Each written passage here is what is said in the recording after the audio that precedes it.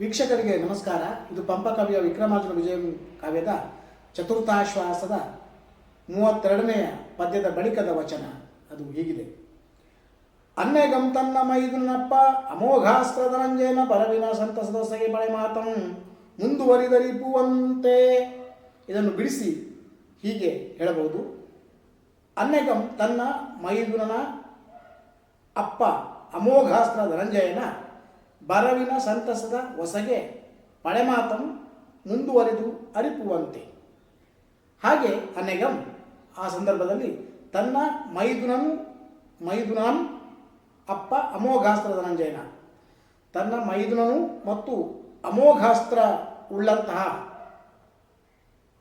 ಆ ಧನಂಜಯನ ಅಂದರೆ ಅರ್ಜುನನ, ಅಂದರೆ ಗಾಂಧೀವ ಧಾರಿಯಾಗಿರುವಂತಹ ಅರ್ಜುನನ ಬರವಿನ ಸಂತಸದ ಹೊಸಗೆ, ಅವನ ಬರೋಣದ ಪ್ರೀತಿಯ ಅಥವಾ ಅಭಿಮಾನ ಖುಷಿಯ ಸುದ್ದಿ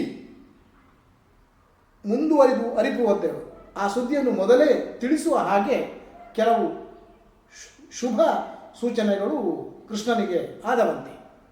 ಅಂದರೆ ದ್ವಾರಾವತಿಗೆ ಅರ್ಜುನ ಬಂದ ತಕ್ಷಣವೇ ಯಾವುದೋ ಒಂದು ಶುಭ ಸೂಚಕ ಸುದ್ದಿ ಘಟಿಸುತ್ತದೆ ಎನ್ನುವ ಹಾಗೆ ಕೃಷ್ಣನಿಗೆ ಕೆಲವು ಸಂಕೇತಗಳು ಉಂಟಾದವಂತೆ.